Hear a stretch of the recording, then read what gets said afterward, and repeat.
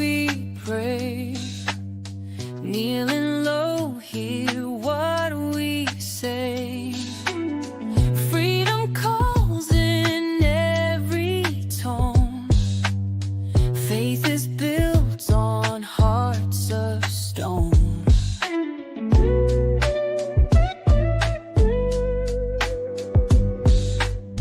Vibes so raw, can't hide the truth. Words so sharp, they cut right through. Real talk for the soul's appeal.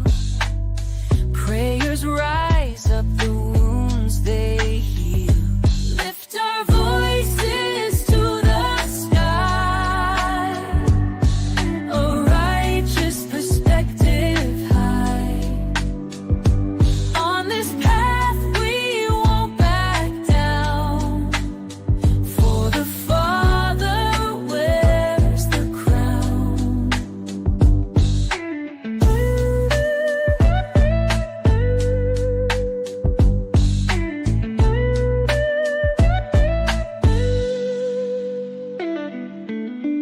Each step brings another fight. Breaking chains, we're seeking light. Voice of power won't be tamed. With his love, we're never shamed. Lift our voices to the sky. A righteous perspective high. On this path we won't back down. For the Father wears the crown. From the ashes we shall rise. Hope is found deep in our eyes. Every word a battle cry. With the Father none deny.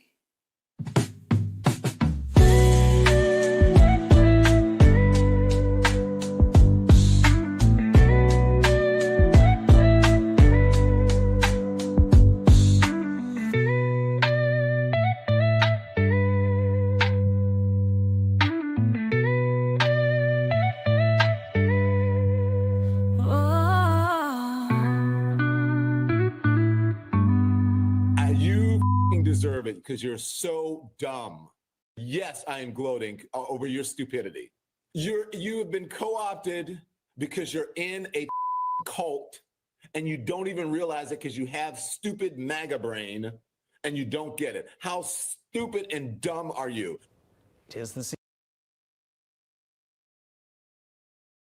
What's going on, everybody? Welcome back. Welcome back to the channel, man. Don Lemon is out there losing it again.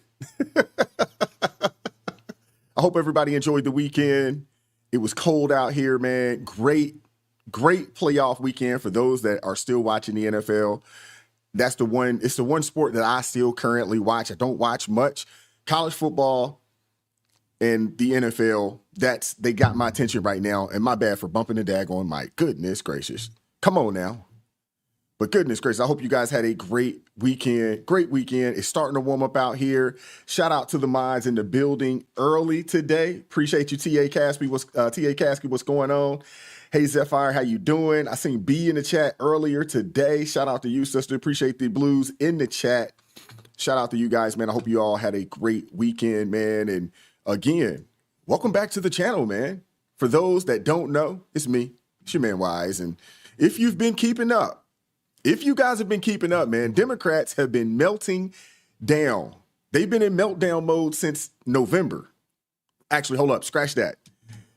They've been in meltdown mode since, way before it started. Way before. It's been a while. And watching these people, watching them now is like witnessing a slow motion train wreck. And honestly, it's been hilarious. It's been hilarious watching these people.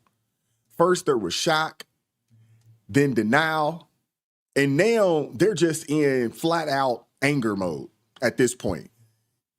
Like that friend, that can't move on for a breakup, except this time, it's the White House. Yeah, that's what we're watching right now. That's what we're watching. These people, they are losing their minds. They were so sure that they had it in the bag. They were for certain. I couldn't tell you how many people that I talked to prior to the election that was like, oh, yeah, Kamala's going to they're going to whip Trump's behind. I heard that more times than not. It's ridiculous, man. But now, every little thing that Trump does sends these folks spiraling. Even former officials and celebrities are questioning the party's direction at this point. And instead of adapting, they're clinging to old narratives and drowning in outrage. And don't get me started on the media. Don't get me started on legacy media. It's been a circus with these people. Every daggone day, it's the same thing. Trump's policies are the end of civilization. He's a threat to democracy. He's Hitler incarnate. You know what I'm saying? Like, these people are crazy. They're also, Trump supporters, they're out of touch with reality. Meanwhile, more and more people are finding common ground with President Trump. While others remain stuck in their tantrums, completely blinded by TDS, Trump derangement syndrome, for those that don't know. They're completely blinded by TDS. But, it is what it is, man. And speaking of tantrums, we got to talk about Don Lemon, man. We got to talk about Don Lemon, the former CNN host who just went on MSNBC, or MSDNC, as I like to call him. He just went off on Joe Scarborough over there, went off on him, who was debating, former RNC chair Michael Steele. Steele's, all about civility, but Scarborough's not really buying it. It was a classic meltdown moment. We're going to get into it here shortly. Make sure that you guys hit the like button on the way in to the building. I appreciate everybody that pulled up today. I got a great show for you guys, man. Great show. We got a lot to get into, a lot to cover today. I don't know how long we're going to go, but Lord willing, we're going to get it all out today. Again, I appreciate you guys supporting. Let's get into it, man. Court decision yesterday. Okay. All right. But I don't see the Supreme Court addressing the fact that one of its justices had an improper conversation. Michael, I'm not saying we're walking in a winter wonderland. Joe, you had your moment. Let me just finish the point. I know, but I get that. Tell us something we don't know. Well, I'm telling you something that you seem to forget. And so let me make my point. You may not like it, but I'm going to make it. And the reality of it is, I take your civility argument, and you like to say 78 million people voted for Donald Trump. Well, 82 million people voted for Joe Biden. Right. And he didn't get that civility that you're talking about from Donald Trump in those 4 years. Right. So now the expectation is, because he's won again and he got 78 million people, we all got to be civil to Donald Trump. Well, okay, I'm prepared to be civil. Nobody said that. You did. No, I didn't say it. I did. I didn't say everybody has to be civil. The reality of it is, you're using the term civil. I've never used that term. I'm using your term. You put civility on the table. And you said we all have to be civil. There is a pushback that you have to have. But Joe. I'm just talking about Barack Obama. I'm just saying, I'm not, fine. I'm not talking about that. My main point is everybody's looking at this from a one-way perspective, how we need to approach Donald Trump. Mm-hmm. How the hell is he approaching us? Yeah. Right? The man wants to lock up citizens. The man wants to turn the government against him. How are we to respond to that? Are we supposed to be civil? Michael, do you think we don't know that? Doesn't seem like it. Michael, why do you... Not you. I'm just saying the Michael, broader you. Why do you feel the need to create false choices? I'm not creating a false choice. I'm using your words. You have created... I'm using you. You put civility on the table. My words. You took me saying that it's not the end of the world, that Barack Obama smiled and talked to Donald Trump, and you're turning that into that we have no idea what's before us. I'm not. You will play very well today on Blue Sky and Threads and X. Congratulations. I'm not But playing you to were anybody. I don't have twisting an my audience words. here. I'm just saying. You do have an audience. I don't have a particular. I'm talking to the American people just like you are. I'm using the words you use. No, you're twisting and so my I'm not words. twisting your words. So let me untwist them. Okay, good. Civility is a two-way street, as I said at the very beginning, and then you attacked that. No, I didn't yes, attack you did. that. You did. Yes, Michael. You did. So you didn't know. You need to go back and look at the tape. We can look at the tape. Hey, Zephyr, I agree with you 1,000%. Michael Steele is a complete disappointment as someone that was head of the RNC. You're right, TA. That you took the words right out of my mouth. That's a prime example of a rhino right there. Right there. Goodness gracious, man. And we all know that Joe and Mika, they're driven by personal interests. So don't be fooled. I'm not fooled. I'm sure you guys aren't fooled. And it's obvious that they're trying to play both sides of the fence, and I'm just not buying it. But their little attempt at civility, it does hint that the tides may be changing over there. Even the folks over at Morning Joe are starting to realize that they need to adjust their sails at this point. And then comes Michael Steele, with this wild claim that Trump wants to lock up citizens. Like, come on, man. Seriously, Trump never said any such thing. He wants to lock up citizens. This dude's going off the deep end, man. And of course, Don Lemon himself could not resist jumping in and blasting Scarborough, even for even suggesting civility towards Trump or Trump supporters for that matter.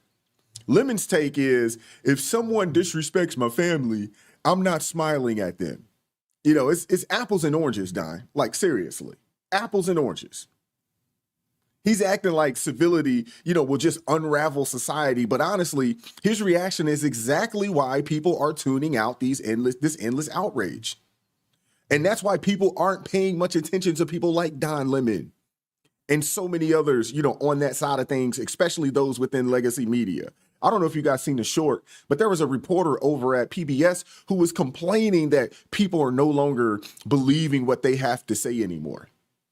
Of course not, man, because you guys have literally gaslit and lied for 3 or 4 years. So, of course, people aren't taking legacy media seriously anymore. They're just not. But let's check out your favorite, former CNN host, Don Lemon. Let's check him out. See something like what happened yesterday, people have a right to be concerned because they go, well, if they're going to do that there publicly, what are they going to say and do behind closed doors? If they're going to acquiesce seemingly like that publicly, then what does that mean in the broader sense of the structure, the fabric of our society? You have to indicate to the American people that this is not normal.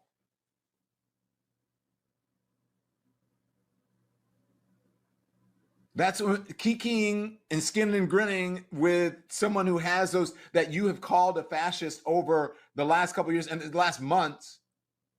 That's not normal. Folks are tired of the behavior being normalized. Civility does not mean befriending people or foregoing your morals and your principles and your character. If someone disrespects my loved one, I don't have to smile in their fucking face. And they're going to know it. If Ted Cruz can't stand up for his wife that Donald Trump calls ugly, then who is he going to stand up for?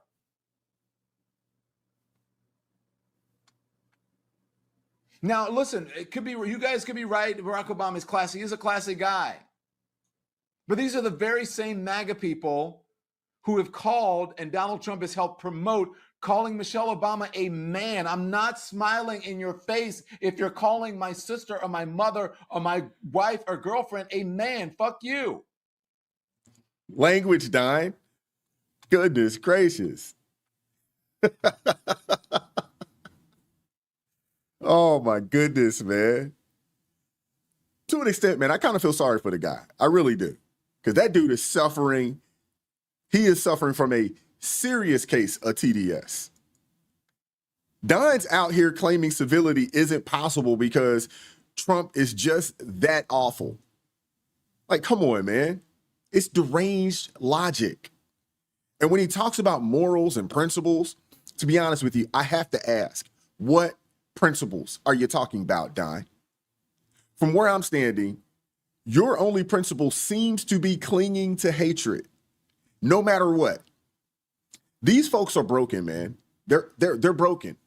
They can't accept that they fell for the lies, and now they can't process that others didn't buy into the same narrative. That's their issue right there. That's his issue. He fell for the lies, hook, line, and sinker, and he can't understand why no one else believed these people. And after feeding this storyline for years, these people are now trapped in their own echo chambers. I wonder how Don feels about Obama cozying up to Trump at Carter's funeral. I wonder how he really feels. Seriously. Tell us how you really feel, Don. You know, this is the same Obama, you know, talking to literally Hitler incarnate. I'm for certain, you know, it just makes you think maybe Obama and people like Joe Scarborough, they never really believed half of what they were selling in the first place. And oh, the irony that this is coming from, quote unquote, Mr. Don Lemon. And I say Mr. loosely. It's coming from Mr. Don Lemon himself, who once said, we need to stop demonizing people, right before claiming that the biggest terror threat in the United States of America is white men. You can't make this stuff up, man. What's going on, Ed? How you doing today, brother? Same Don Lemon who married a white guy. You can't make this stuff up, man. And at the end of the day, it's about control. The left can't stand losing their narrative. They can't stand it. They can't stand losing their narrative of division. The idea that people might say, hey, maybe we should, you know, find a common ground of some sort, you know, drives these people absolutely crazy. It does. And sure, I don't think Joe and Mika are genuine in their newfound civility. I don't. And if you do, I got a bridge to sell you, you know, up in New York. These people they're playing the game. You know, but there's one guy who's been full of surprises. Dating back to around this time last year, there's one guy who is full of surprises. And that's your man, Fetterman. That dude, Fetterman, who just met with Trump over at Mar-a-Lago, the plot twist of the century, the left is flat out losing its mind over it, man. They're done. I'm almost for certain that these people, they probably believe that Senator Fetterman is MAGA undercover as a Democrat. And they are flat out losing it, man. And Trump was all praises, calling Fetterman a common sense person and really impressive. You know, it's like the political world is flipping upside down, showing that maybe, just maybe, there's some room for some cooperation beyond the party lines. And Fetterman didn't shy away from the meeting, and they actually discussed real issues, Greenland, steel tariffs, Israel, border security, you know, things that actually matter, things that the American people want to talk about, things that the American people actually care about, things that the American people voted, 77 million people voted to get some folks in there to talk about the issues that really matter to the United States, to the constituents, you know, things that leaders should be debating. Imagine that. We actually have two people from two different sides of the aisle sitting down having a conversation, some civil discourse, something that we've been talking about on this channel for quite some time now. And the left, they can't stand it. They can't stand it. It's crazy, man. It's crazy, but I'm 100% here for it. Throughout the weekend, Trump holding meeting after meeting over at Mar-a-Lago, and it wasn't just with Republicans. The president-elect says he had a fascinating conversation with Pennsylvania Senator John Fetterman talking about the border, U.S. steel, and support for Israel. Trump telling the Washington Examiner that Fetterman is not a liberal or a conservative. He's just a common sense person, which is beautiful. That's beautiful. That's a great thing. And honestly, that's a pretty damn good compliment. To not be called a liberal or a conservative, just an individual with some common sense. We don't have a lot of those people in Congress right now.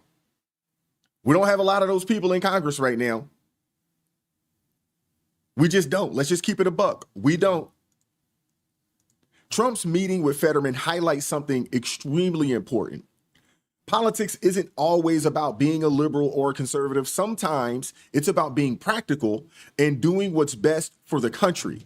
Doing what's best for the people that put you in the seat. Makes the most sense to me. Fetterman, once, considered a darling of the progressive, is now proving he can work with Trump. Not only is he proving he can do it, he's proving time and after time again that he's just willing to listen, willing to have a conversation. And it's not just about optics.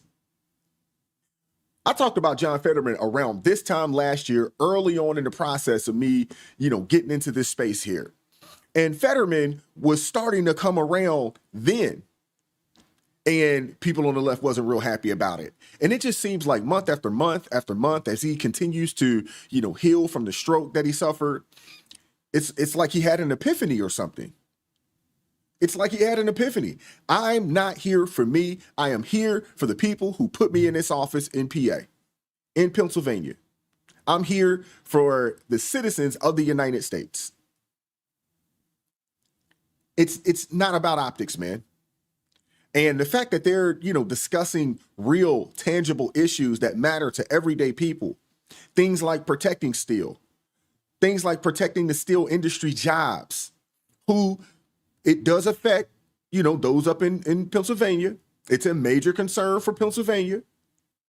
This meeting sends a clear signal that maybe the era of rigid partisanship is starting to give way to something a little more pragmatic, where leaders from both sides can sit down and tackle real problems. They can have conversations. They can have some healthy debate. Civil discourse is good. It's good for Congress. It's good for the United States of America. It's good for the constituents of the country. It's good for the citizens. Slowly but surely, it's becoming acceptable, maybe even cool, to talk to Trump. Celebrities, they're hopping on board as well. Carrie Underwood is now set to perform at Trump's inauguration. Mississippi Valley State did not bend to the crazy folks on the left, specifically black folks, that was telling them that they shouldn't go. They didn't bend the knee, and they'll be there marching, showing off what they can do, which is phenomenal. And I'm glad that they didn't bend the knee to these people. I'm glad they didn't, because this is a great opportunity, not only for those kids to be able to step and march and show off their skill set at the inauguration, not only for the country, but for the entire world. They're about to put daggone Mississippi Valley on the world stage, on the map. I'm glad they didn't bend the knee. I'm glad they didn't. This is a great opportunity, and honestly, it's probably something that these people, these young people, will remember for the rest of their lives. They'll be able to tell their kids and their grandkids that I was at the inauguration. I got a chance to perform. I was there. This is huge. And it's okay. Supporting MAGA at this point, it isn't taboo. It isn't as taboo as it once was. 70 million people told you that much. And of course, not everyone's thrilled about it, but that's okay. The ladies on The View, they can't help but chime in with their predictable outrage. They can't help it. They are who they are. But, hey, they're a gift that keeps on giving, man, because we got to check it out. We got to see what they had to say. We know for certain Sonny's probably going to say something extremely dumb, because it seems like she does it on a day-to-day basis. I still ain't got over the fact that she compared J6 to the Holocaust, World War II, and chattel slavery. I still ain't got over that, man. I still ain't got over that. That is hands down one of the dumbest statements I've ever heard anybody who makes multiple $1 million a year to talk on TV. I won't get over that. It's got to be one of the dumbest things that I've heard. Goodness gracious, man.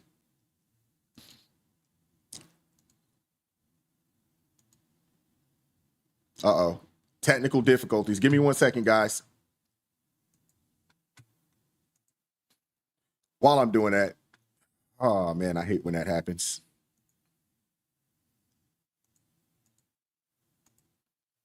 Let's see here. Share screen. View host.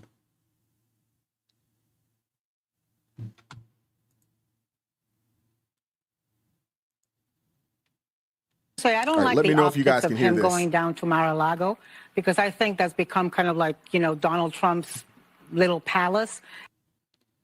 All right, if you could, give me a one in the chat if you guys heard that. I want to make sure that we're on point here. Perfect. Perfect. And it's like trekking down to Mecca to see the prophet. So I don't like that. I don't, you know, and it feels like he's yucking it up. But this used to be normal. Presidents having relationships with people from the other party to get things done used to be normal. Ronald Reagan famously had a very good relationship with Tip O'Neill, who was the Speaker of the House, a Democrat, when he was president. We saw Joe Biden work very closely with Mitt Romney, with Rob Portman, with many Republicans to get bipartisan legislation passed. The problem is Donald Trump is not normal. And so what used to be normal becomes something that we talk about. I think John Fetterman, frankly, is right, but I hope that does not mean that he won't call out the abuses of power, that he won't criticize him when there is legitimate criticism. I also think that he is shrewd when it comes to politics.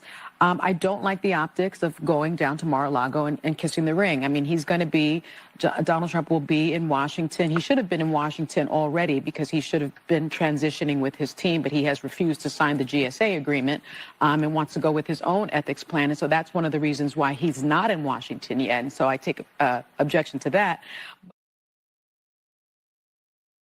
You got to love the view, man. You got to love those ladies, man. You do. Goodness gracious, man. You got to love them, man. You know, trekking down to Mecca. They're upset, man. They're upset about it. And, you know, Sonny doesn't like the optics. Honestly, if Sonny doesn't like it, it's probably a good thing, to be honest with you. If she doesn't like it, that means something is being done properly. Sonny saying that she doesn't like the optics, you know, of what, I mean, come on, man. Come on, man. It's ridiculous. And to be honest with you, Miss Hostin, I don't really like the optics of, you know, what you and your husband are doing, you know, to those insurance companies either. But here we are.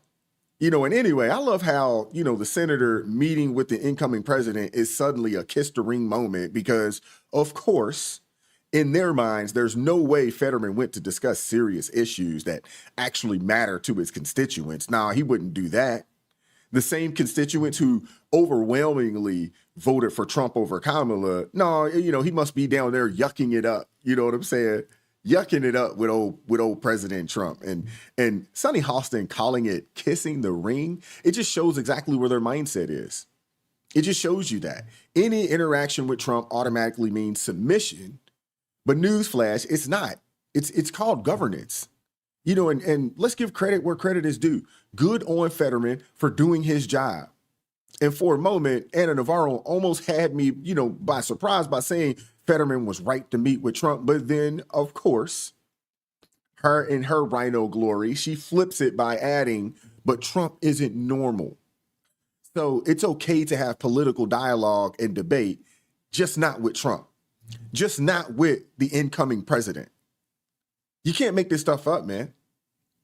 You can't make it up, man. Make it make sense for me. Which is it, Anna? Do we want a productive dialogue or don't we? I mean, it's the same tired double standard with these people, man. They claim to champion free speech and political discourse, but only when it's on their terms, with people that they approve of. The second someone talks to Trump, suddenly, you know, it's, oh no, that's the wrong kind of conversation. We don't want that. These people are stuck in some silly bubble where interacting with Trump is viewed as betrayal.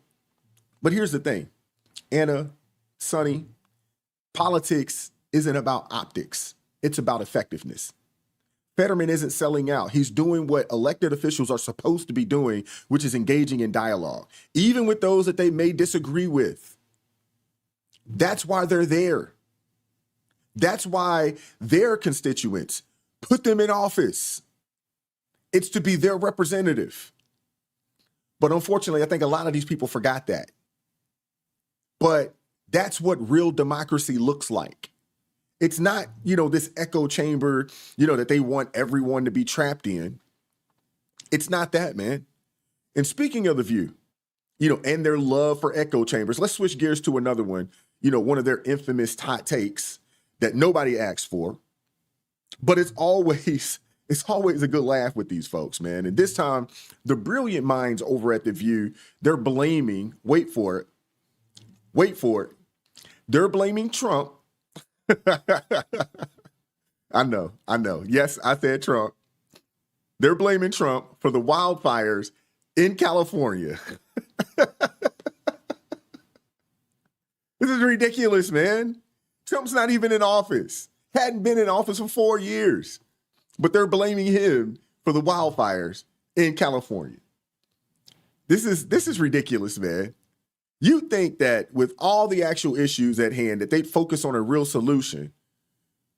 You would think that they would focus on a real solution. But, just maybe that they'd ask, hey, what the heck is going on in the one-party state run entirely by Democrats? What the heck is going on over there? You would think that they would ask that. The entire state, for the most part, at least those in, the majority, the governor, obviously the city of LA, all Democrats for the most part. Their state legislation, pretty much majority Democrats. You would think that they would ask what the heck is going on over there. Because what we do know about California, for the most part, it is a one-party state ran by entirely Democrats. But no, instead, these folks, they're over here in some shape, way, form, or fashion trying to pin it all on Trump, man. And we'll get into that here in a quick second, but we got to have a word from our sponsor, Lear Capital. Let me be brutally honest with you all. Our American values and financial system are under attack right now. You need to act fast and learn alternative ways to invest. That's why I trust Lear Capital for buying gold and silver. In today's volatile economic and political climate, precious metals can protect your wealth. Lear Capital has over 27 years of experience, thousands of 5-star reviews, and more than 3 billion in trusted transactions. Here's what I recommend. Call Lear Capital today. 800-489-6450 or visit learrp.com to request their free gold and silver investor kit. You can take possession of your metals, store them, or even roll over an IRA or a 401k into a gold IRA with the same tax benefits. Plus, they're offering up to $15,000 in bonus gold for qualified purchases. Call today at 800-489-6450 or go to learrp.com for more information. It was unbelievable. I thought it was fake news. He said that California's woke politics and DEI are the reasons for the fires because Newsom has been tearing down dams because Native Americans, but he called them Indians, wanted some of the river back so they could catch salmon. And Gavin didn't just knock down one dam for the Indians, he knocked them all down. He knocked down 4 of the dams. I'm sorry, this is stolen land, first of all, okay? California is stolen land. Second of all, that's part of what always happens. These dams, there's preservation of the dam. So that was just complete, not only misinformation, but it was racist. And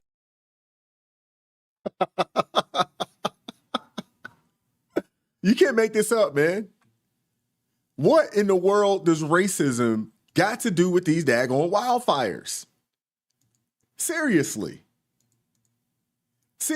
what does racism have to do with the wildfires? I mean, it's like that's their default move. When they can't come up with any logical explanation, they go immediately racism. It's racist. But here's the thing, man. Here's the thing. The wildfires in California aren't about race. Before we go there, Last time I checked, that the land wasn't stolen. If I'm not mistaken, I believe we purchased California from either Mexico or Spain, one of the two, back in the day. I gotta do some additional research on that, but I'm almost for certain that Cali wasn't stolen; it was purchased. I'm almost for certain, but that's neither here nor there at this point. Again, Sonny talking nonsense. I mean, really? The wildfires in California are racist. But honestly, it's not really. It's not about race. It's about their leadership, or more accurately, the lack thereof. It's about how state officials have been managing, or, rather mismanaging these disasters. There's a reason that the insurance companies, they got up out of there. Year and a half, 2 years ago, once they realized that this administration, that they're not managing this properly, they got out of there. That's why 75,000 homes didn't have insurance, fire insurance, because the insurance companies aren't in the business of placing losing bets. They're not in the business of doing that. And they have these really smart people, that are called actuaries, and they do all this, statistical data based on, things that have happened, the way that they're running the city and the state. And they made, an educated decision to say, you know what? This is a bad bet. This is a bad bet. It hasn't happened yet, but the likelihood of this entire place burning down, the probability is pretty daggone high. I would put any amount of money on it that if you actually could have a conversation with anybody that's an actuary that does these types of statistical analysis, they would tell you that. But instead of asking real questions like, why were the daggone reservoirs empty? Like, why did LA Mayor Karen Bass cut funding from the fire department? Or how did the fourth largest economy in the world, how have they still not figured out how to get these daggone wildfires under control? Nah, they don't do that. They go straight to their favorite scapegoat, Trump bad. It's racist because Karen Bass is a black woman, and you cannot question her piss poor decisions. You can't. It's ridiculous, man. It is ridiculous. I think Americans are making this connection, and the way we can see this in right here and now, take a look at the monthly change in Google searches. Look at the searches for wildfire, up 2,400%. My goodness gracious, this is the most amount of people searching for wildfires ever, going back since Google Trends began back in 2004. But look at climate change. Look at the change. It doesn't go hand in hand with wildfires. It's actually down. It's down 9%. And I also looked in California. That was the wrong side. Sorry about that. We need to also call stuff like that out. Well, look, I think what this has shown us is for people who thought that Donald Trump has changed, he has not changed, okay? No. He is the same immature, insensitive, inappropriate oaf that he's always been. What he should be doing right now is putting out tweets saying, I thank the heroic first responders. I thank the countries of Canada and Mexico and all the others who've helped. I thank the surrounding states that have sent help. I have talked to Governor Newsom. I have talked to Mayor Bass. I have told them that my administration in 7 days will be ready to supply everything and anything that California needs. Californians, my thoughts are with you. Those are the things you have to say. If you need help in figuring it out, go look at everything that Joe Biden has said for the last 4 years after a natural disaster. I have lived in Florida for 44 years. I have seen so many hurricanes. You know what somebody wants at that time? You know what the people really want? You know what the people really want? They want answers. They want solutions, and they want action. That's what they want. The people want answers, solutions, and action. Not this endless political circus. The folks aren't interested in that. Let's take Florida, for example. After Hurricane Ian devastated the state, Governor DeSantis had a Sanibel Causeway rebuilt in a month. 1 month. 1 month. Experts predicted that it would take years, but DeSantis and his team, they delivered results by focusing on solutions and not finger pointing. Meanwhile, in California, they can't seem to contain the fires, yet instead of taking responsibility, they're busy blaming everyone but themselves. Fire management, fire prevention, apparently those things, they don't matter. No, not according to Gavin Newsom. Everything is either Trump's fault or because of climate change. And that's convenient. It's convenient to blame it on climate change when in all actuality, it's really incompetence. Cut it out, man. And speaking of climate change, you got to see, there's a video, and I showed it earlier, but we're going to show it. We're going to, show the video in its entirety. But there's a video on CNN, and it's priceless. And they're in full panic mode over the polls showing that fewer people are buying into the media narrative that climate change alone is responsible for the wildfires. Now, Eric Smith, he got on the show on Thursday, and he talked about these wildfires, how, one, in that area, that place out in California, it's meant to burn. It's dry, and it's meant to burn. And some of it is, for, environmental reasons, the trees and things of that nature. He got into it. I don't want to act like I can remember everything that he said, and I don't have the expertise that he has, but he did give a logical explanation as to what is going on and why it burns like this on an annual basis. And if you missed that, you can go check the live stream out on Thursday. It's still up. But let's check out what CNN had to say in reference to, these wildfires and the polls, from the people. Are making this connection, and the way we can see this in right here and now, take a look at the monthly change in Google searches. Look at the searches for wildfire, up 2,400%. My goodness gracious, this is the most amount of people searching for wildfires ever, going back since Google Trends began back in 2004. But look at climate change. Look at the change. It doesn't go hand in hand with wildfires. It's actually down. It's down 9%. And I also looked in California. There has been no increase in the number of searches for climate change. So the bottom line is this. Americans are definitely interested in learning about these wildfires. They're interested in following the news about the wildfires, but they are not making that connection with climate change. That's the bottom line here. That's a really key metric you're looking at there, the connection. Overall, Americans being worried about climate change. What have we seen over time? Yeah, we have seen a lot of extreme weather events over the last few decades, right? Hurricanes, heat waves, wildfires. You might expect that Americans worry about climate change with climate change worry a lot. You go back to 1991, it was 35%. Now, it was a little bit higher in 2007, a little bit higher in 2022. But look at this. In 2023, the last time we have data, 39%. That is not statistically significantly different from this 35% back in 1991. So despite all these extreme weather events, Americans are really no more worried about climate change than they were, what is that, now nearly 35 years ago? I mean, there's just no real trend line here, Mr. Berman. So the question is why? Why? Why are they not really worried a lot about climate change? It might be because they feel like there's not a whole heck of a lot they can do. So climate change, humans contribute a great deal.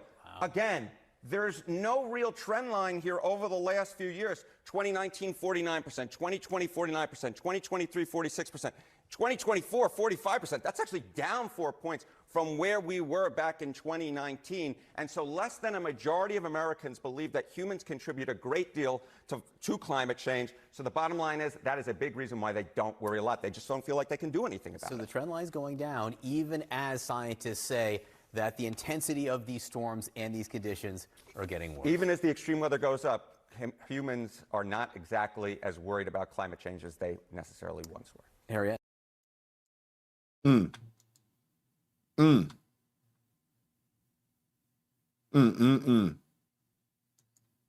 CNN is over there. They're in full meltdown mode, over this one, freaking out because people are questioning the whole climate change causes everything narrative, because it's not working. Especially when the incompetence is on full display for everybody to see. It's not working. It's just not. They can't handle that not everyone's buying what they're selling anymore. They can't handle it. And honestly, it's refreshing to see that this narrative is losing steam. It's refreshing. Whether you believe in climate change or not, blaming everything on it is getting old. And people are starting to wake up, and CNN's reaction is absolutely hilarious, because it's like, how dare people not agree with us? They're frustrated that regular people are no longer just believing anything that they tell us. And they're frustrated behind it because they're used to the sheep believing whatever it is that they're being told, by these folks on legacy media. They're used to it, but people are waking up. They realize you can't lie to people for 4 years and expect people to continue to believe you. You just can't. People aren't dumb. At least not that daggone dumb. They see the mismanagement. They see California's leadership failing, and they're not falling for the climate excuses anymore. California had numerous bills aimed at reducing wildfire risk, clearing dead trees, burying power lines, cutting the red tape. And time again, they've been rejected by the Democratic legislature and voted by Newsom, or vetoed by Newsom. I mean, look at the numbers, man. Timber harvesting has dropped dramatically, leaving millions of dead trees as fuel fire. It's crazy. So many daggone trees, out there, dead trees. I mean, it is basically fuel for fires. This isn't just bad luck, man. This is piss poor leadership. And like I said last week, when they started blaming climate, for their incompetence, I didn't buy it one bit. And I don't think you should buy it either. In a place that burns on an annual basis, and they cut, almost $18 million from the budget, from the fire department budget, that ain't climate change. That's stupidity. That's incompetence. In a place that burns on an annual basis, y'all don't have any water reserves? Y'all neglected to fill up the reserves, with water? Oh, by the way, you can't use salt water because we also got to save a fish called the smelt. So we're going to prioritize a small fish over the people? You can't make this stuff up, man. You can't make this stuff up. In the nation, scientists made an announcement on Friday that could help explain the deadly conflagration. 2024 was the hottest year in recorded history. With temperatures rising around the globe and the oceans unusually warm, scientists are warning that the world has entered a dangerous new era of chaotic floods, storms, and fires made worse by human-caused climate change. The firestorms ravaging the country's second largest city are just the latest spasm of extreme weather that is growing more furious as well as more unpredictable. Joining us now, co-author of that piece, David Gellis. He is a reporter on the New York Times climate team. David, thank you for being with us this morning. So tell us more about this piece and what you found in terms of how climate change played a role here, what we've seen out in Southern California, but how it is poised to do so with increasing frequency with disasters around the globe. This is just what scientists have been warning about for years and even decades. As the planet warms as a result of continued emissions from fossil fuels, from agriculture, from just normal life that humans have to keep doing at this point until we make a full transition to cleaner energy, the planet's just getting hotter. We now know that 2024 was indeed the hottest year in recorded history, but that's no surprise. Before that, 2023 was the hottest year in recorded history, and each of the 10 hottest years on record have come in the last decade. We map that against the increase in severe and, as you said, unpredictable natural disasters, and it leads directly to the kinds of fires we're seeing in Los Angeles right now. Okay. I'm sure you guys have had enough of listening to that snowflake. The Earth has warmed and cooled probably thousands of times, in the Earth's history. I mean, come on, man. This is ridiculous. But remember, you guys are supposed to believe the experts. Y'all are supposed to believe them. The same experts who've been warning us for years that the world was going to end. First in 12 years, then 10, and now they're moving the goalpost once again. It's like every few years they reset the doomsday clock. Yet here we are, still standing. It's the same old playbook. Blame climate change, ignore failed leadership, and oh, by the way, it was only 68 degrees when the fire started. It was 68 degrees when the fire started. But these propagandists will always point to climate change because it's their convenient excuse to push more control over the people's lives. Remember that expose that came out from O'Keefe Media Group? I don't know if you guys, saw it, but we're going to check out a clip of it. But, when they caught these folks admitting on tape that climate change was their next fear-mongering tactic. I mean, it's classic. They're always going to push something to try to keep the people in a tizzy. That's who they are. That's what they do. Control by fear. That's who they are. That's what they do. So like whenever a new story comes up, they're going to latch onto it. They've already announced in our office that once the public will be open to it, we're going to start focusing mainly on climate. Climate, like global warming, and like that's going to be our next I don't know, what's the word I'm looking for? It's going to be our focus. Our focus was to get Trump out of office, right? Without saying it, that's what it was, right? So our next thing is going to be for climate change awareness. What does that look like? I don't know. I'm not sure. I have a feeling it's just going to be constantly showing videos of decline in ice and weather warming up and the effects it's having on the economy and really diving into Decides that? the head of the network. Who's that? Is that Zucker? Zucker, yeah. I imagine that he's got his council and they've all discussed where they think So that's the next pandemic story that will beat to death. But that one's got longevity. You know what I mean? It's not there's a definitive ending to the pandemic, or it'll taper off to a point that it's not a problem anymore. I think it's going to take years, so they'll probably be able to milk that for quite a bit. So. And there you have it. But you know what gets me? What gets me is a report. There's this report from the New York Post.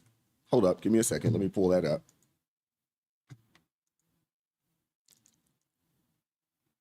We ain't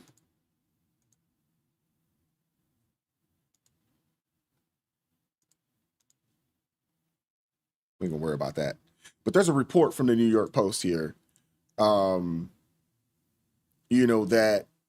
It turns out that the Palisades fire, which destroyed over 5,000 buildings and scorched 47 square miles, wasn't just about wind or warming the planet.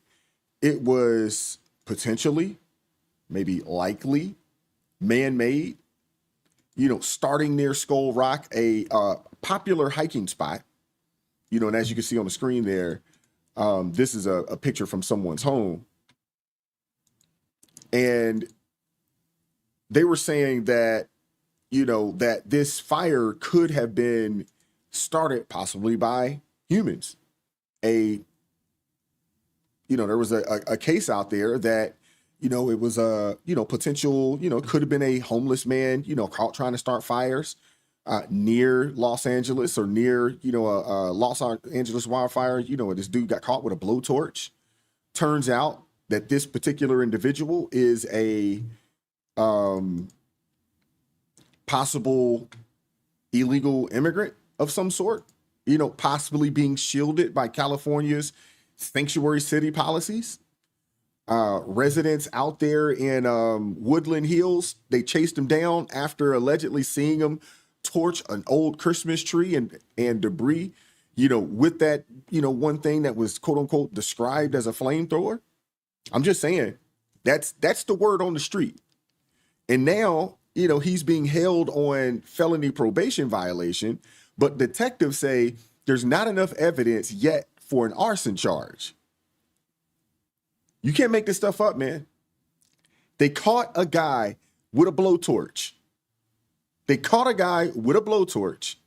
Trying to set things on fire, but there's not enough evidence. There's not enough evidence, man. It's it's pretty crazy.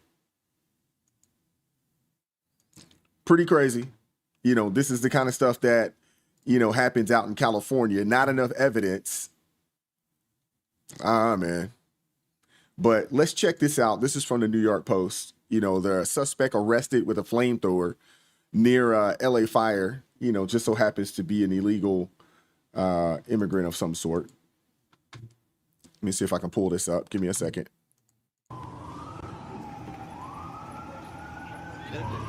Get close up on that face, bro.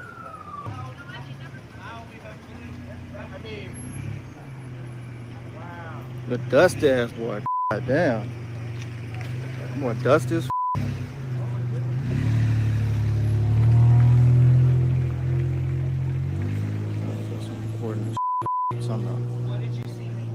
Yeah, so that's what we're dealing with out there in Cali right now. They just caught a guy with a flamethrower and said that they don't have enough evidence to arrest the dude for arson, but this is insane. This is crazy.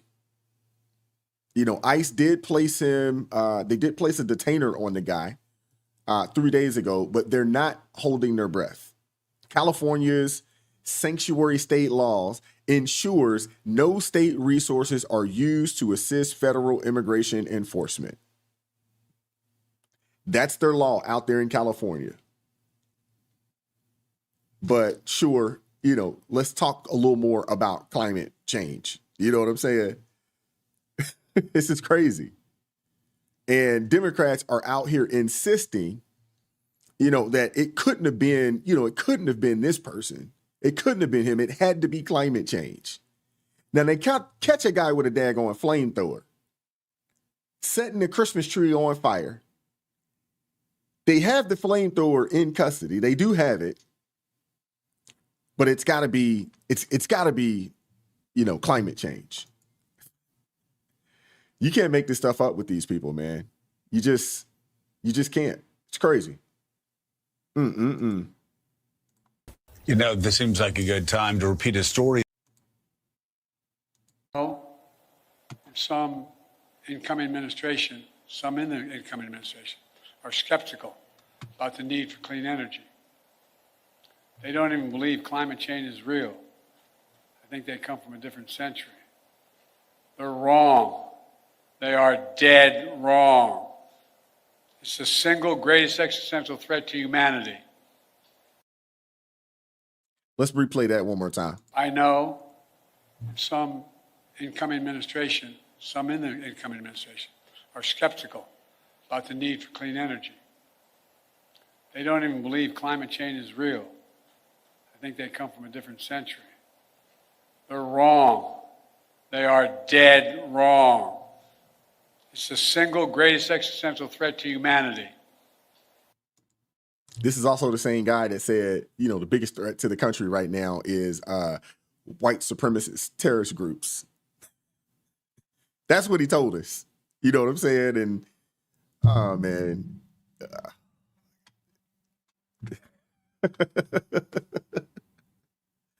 Oh, my.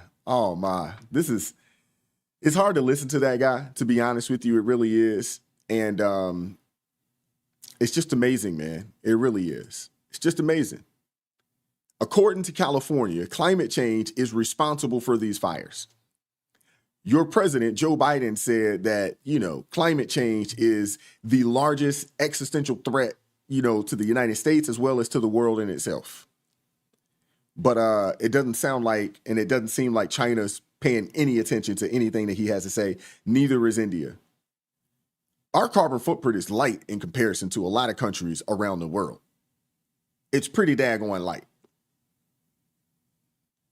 But we're also going to ignore the arsonist that they caught as well.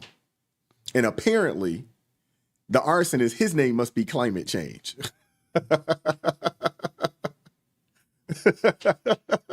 Maybe he's the existential threat. His name is climate change. Oh my gosh.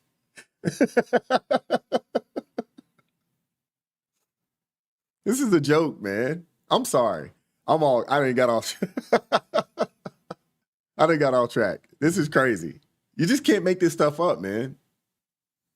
You just can't make this stuff up, man. I mean, just watching, what happens out there. One of my friends lives out there and was sending me pictures over the weekend of what the sky looks like. And it doesn't even look real. It looks like something that you would see in a movie.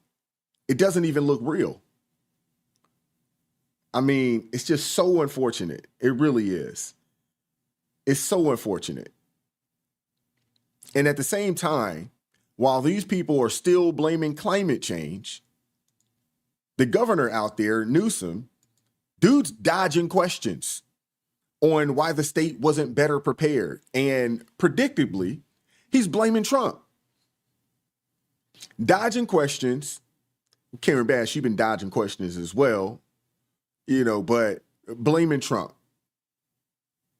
This is who they are, man. They refuse to take accountability.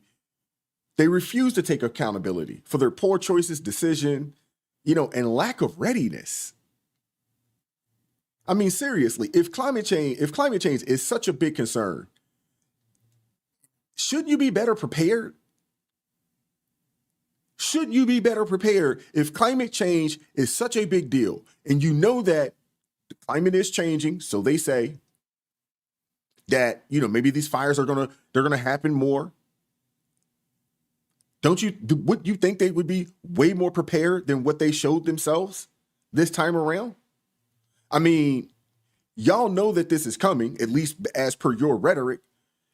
Why aren't you guys more prepared? Shouldn't you expect more wildfires and actually have a plan in place to combat it? I mean, that right there in itself, it just proves that, the climate, alarmism, it isn't just about the environment. It's about control and pushing a narrative that serves political agendas, period. And when they scream that the climate change is at the root of all evil, remember, it's often the distraction from the real issues, such as the poor leadership, the bad management, the piss poor decisions, the lack of readiness. And yes, we'll throw in some human error in there as well. But blaming everything on climate change, it isn't just misleading, it's dangerous. And it's a shift, or it shifts focus away from real solutions, such as better fire prevention, responsible forest management, and holding leadership accountable. But instead, we get the same tired excuses over and over and over again. They're not willing to take accountability. I think the people would let it slide if they actually came out and said, you know what, we messed up. We could have done X, Y, and Z better. We didn't think that this would be this bad, or we thought we had more time. I think the people would appreciate, they'd still be frustrated. They'd still be upset. But I think the people would appreciate them actually keeping it real and just saying, you know what? My bad. I messed up. I made a mistake. I misjudged. I misplanned. And like I said before, if you want to believe that, climate change caused this, that's your business. I won't argue with you on that. I won't. Everyone's entitled to their own opinion, but I have to keep asking, Why the very leaders who claim that climate change is a serious threat, why aren't they doing anything to prepare for it? That's the question that you have to ask. That is the question that you have to ask. If these people who are in leadership, if they really believe that climate change is a serious threat, why not do more to prepare for it? That's a simple, straightforward question right there. I would assume that we won't get an answer from a Gavin Newsom or a Karen Bass or anyone else in the state legislature out there. That's my guess. This situation is a mess. And honestly, those people, they're still Americans, and I feel sorry for them. I really do. And I know I said in a video a couple of days back that they deserve it. No one deserves that. No one deserves to have their home, burnt to the ground, have the fire, have the insurance, take away their fire insurance. No one deserves that, for real. And I understand that elections have consequences. We all understand that. But at the end of the day, those people, most of them, are still American citizens. I know there's a lot of, people that probably shouldn't be here in this country that's living out there in sanctuary state California. But I shouldn't have said that. It was insensitive of me to say that those people deserve it, because there are a lot of people, out there that probably didn't vote for the leadership, but their vote was overshadowed by the fools that did. So I want to apologize to y'all out there for saying that, because it was extremely insensitive. They are still Americans at the end of the day. They are. But now the American people, we're going to have to foot the bill for that rebuild. 75,000 homes didn't have fire insurance. Who you think is going to foot the bill? It's going to be us. The money's going to come from the taxpayers. And it's unfortunate. It really is, man. But I appreciate you guys pulling up today. That is all I have today. Hope you guys enjoyed the show, man. I want to show some love, man, and give a few shout outs. First off, shout out to B, all the mods, B, T.A. Caskey, Zephyr. Want to, show you guys some love. Edmar in the building, as always. Appreciate you, brother, for pulling up, adding, good information and good dialogue via the chat. Same thing for you, Eric Smith. Shout out to you, brother, as always. Like I said, if y'all want to get a little more information, on what was going on, in those forest fires and get more of an educated explanation, go check out the stream from Thursday. You don't have to watch the entire thing. Just go all the way towards the end of the stream. You'll see Eric Smith pop up, and he gave some really good insights, some really good information there. I thought that was really, really awesome. Added a lot to the stream that day. So go check that out, as well. But shout out to everybody that pulled up today, man. I really, really appreciate you guys, and I appreciate your support. Again, thanks to our sponsor, Lear Capital. You can go over to learrp.com, see what they have to offer from a gold perspective. If you'd like to support the channel, in another way, obviously hitting the like button, that is the best way that you can support. You can share the stream as well.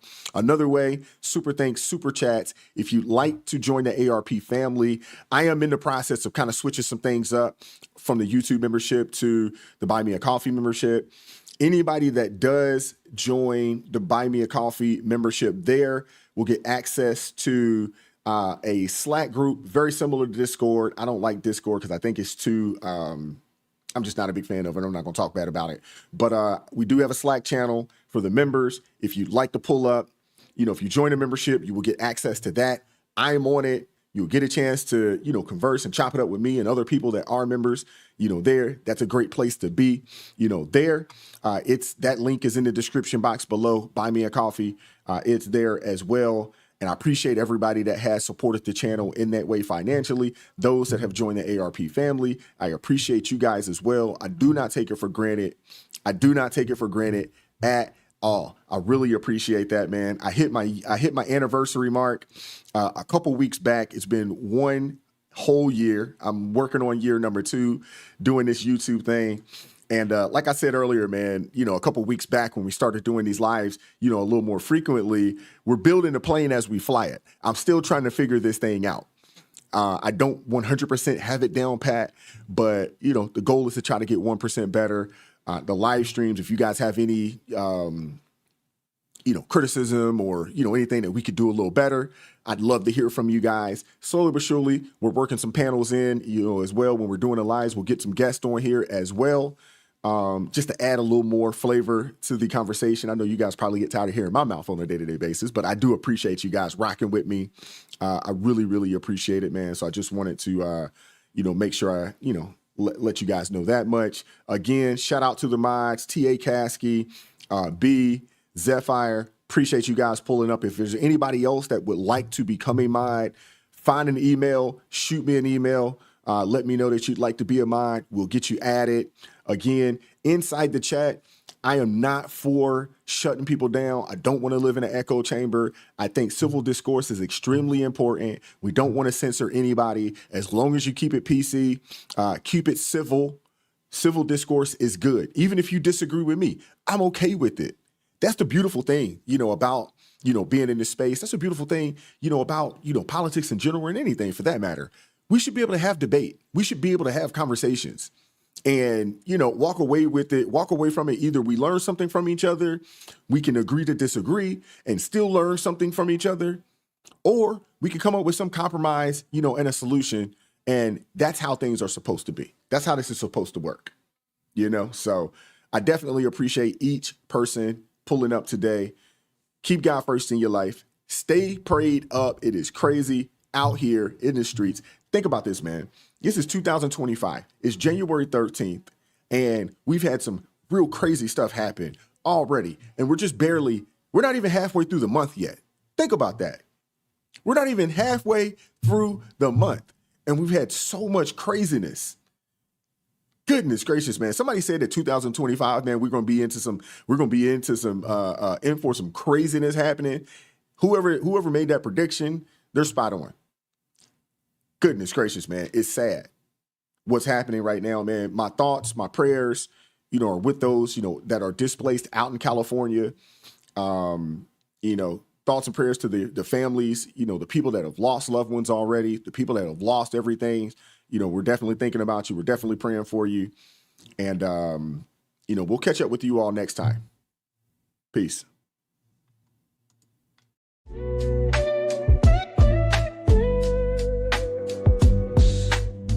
Vibes so raw, can't hide the truth. Words so sharp.